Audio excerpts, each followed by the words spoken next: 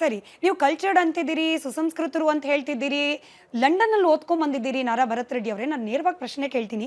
ನೆನ್ನೆ ನೀವು ಆವೇಶಕ್ಕೆ ಒಳಗಾಗಿ ಮಾತನಾಡಿದ್ರೋ ಅಥವಾ ಪರಿಸ್ಥಿತಿ ಹಂಗಿತ್ತೋ ಗೊತ್ತಿಲ್ಲ. ಬಟ್ ವೆಲ್ ಎಜುಕೇಟೆಡ್ ಆದ ನಿಮ್ಮ ಬಾಯಲ್ಲಿ ಮನೆ ಭಸ್ಮ ಮಾಡ್ತೀನಿ, ದ್ವೇಷ ತೀರಿಸ್ಕೊಳ್ತೀನಿ, ಇಡೀ ಬಳ್ಳಾರಿ ಬೇಕಾದ್ರೂ ಹೊತ್ತೂರಿಸ್ತೀನಿ, ಇಂಥ ಮಾತುಗಳು ಒಬ್ಬ ಶಾಸಕರಾಗಿ ಬರ್ಬೇಕಾಗಿತ್ತ? ನಾನು 2 ದಿವಸದಿಂದ ನಾನು ಎಲ್ಲ ಮೀಡಿಯಾದಾಗ ನೋಡ್ತಿದ್ದೆ ಮೇಡಮ್. 2 ದಿವಸದಲ್ಲಿ ನಾನು ಮೀಡಿಯಾದಾಗ ನೋಡ್ತಿದ್ದೀನಿ.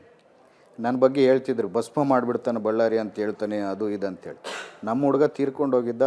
ಮೊನ್ನೆ ಎಲ್ಲ ನಾವು ಇದೇ ಇದರಲ್ಲಿ ಇದ್ವಿ. ನಾನು ಯಾವ ಮೀಡಿಯಾ ಹತ್ರ ಕೂಡ ಮಾತಾಡೋಕ್ಕೆ ಬರಲಿಲ್ಲ. ನಿನ್ನೆ ರಾತ್ರಿ ಎಲ್ಲ ನೋಡಿದಾಗ ನನಗೆ ಆ ಹೇಳಿದ ಕಂಟೆಸ್ಟ್ ಎಲ್ಲ ಕಟ್ ಮಾಡಿ ಬಳ್ಳಾರಿ ಭಸ್ಮ ಆಗುತ್ತೆ ಅನ್ನೋದೊಂದೇ ತೋರಿಸ್ತಿದ್ದಾರೆ ಮೀಡಿಯಾದಲ್ಲಿ, ಕೆಲವಷ್ಟು ಮಾಧ್ಯಮದಲ್ಲಿ. ಅದಕ್ಕಂದ್ರೆ ಅವ್ರಿಗೆ ಕೂಡ ಇನ್ಫಾರ್ಮೇಷನ್ ಇದೇನೋ ಇಲ್ಲ ಗೊತ್ತಿಲ್ಲ. ತಮ್ಮ ಮೂಲಕ ಬೇರೆ ಮಾಧ್ಯಮದವ್ರಿಗೂ ಹೇಳ್ತೀನಿ, ನಾನು ಹೇಳಿರೋಂಥ ಸ್ಟೇಟ್ಮೆಂಟ್ ಫುಲ್ ವೀಡಿಯೋ ನನ್ನ ಹತ್ರ ಇದೆ.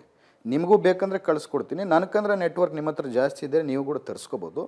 ನಾನು ಹೇಳ್ದಂಥ ಏನು ಸ್ಟೇಟ್ಮೆಂಟ್ ಅಂತಂದರೆ, ನನ್ನ ವಯಸ್ಸು 34. ಆ ಹುಡುಗ ಅಷ್ಟೊತ್ತಿಗೆ ಸತ್ತಿದ್ದ. ಪ್ರೆಸ್ ಅವರು ತೀರ್ಕೊಂಡು ಹೋಗಿದ್ರು. ಪ್ರೆಸ್ ಅವ್ರು ನನಗೆ ಹೇಳ್ತಾರೆ, ಈ ಥರ ನಿಮ್ಮ ಹುಡುಗ ಬುಲೆಟ್ ಬಿದ್ದು ತೀರ್ಕೊಂಡು ಹೋಗಿದ್ದಾನಂತಂದರೆ, ನಾನು ಅಲ್ಲಿ ಏನಂತ ಹೇಳ್ತೀನಿ, ಇಲ್ಲಿ ನಮ್ಮ ಹುಡುಗ ತೀರ್ಕೊಂಡು ಹೋಗಿದ್ದಾನೆ ನೋಡಿ. ಅವ್ರ ವಯಸ್ಸು 65, ನನ್ನ ವಯಸ್ಸು 34. ಅವರಿಗೆ ಪೇಷನ್ಸ್ ಇಲ್ಲ. ಪೇಷನ್ಸ್ ಇಲ್ದಂಗೆ ದಾಂಧಲೆ ಮಾಡ್ಬೇಕಂತ ಬಂದಿದ್ದಾರೆ. ಅವರೇ ಬುದ್ಧಿ, ಅವರಂಥ ಬುದ್ಧಿ ನನಗಿದ್ದಿದ್ರೆ ಇವತ್ತು ಬಳ್ಳಾರಿ ಭಸ್ಮ ಆಗ್ತಿತ್ತು. ಅಂಥ ಬುದ್ಧಿ ನನಗೆ ದೇವ್ರು ಕೊಟ್ಟಿಲ್ಲ. ಬಳ್ಳಾರಿ ಶಾಂತಿಯುತವಾಗಿರ್ಬೇಕಂತ ನಾನು ಹೇಳಿದ್ದು ಫುಲ್ ಸ್ಟೇಟ್ಮೆಂಟ್ ದಯಮಾಡಿ ತರಿಸ್ಕೊಂಡು ಜನಕ್ಕೆ ಒಂದು ಸರಿ ತೋರಿಸಿಬಿಡು.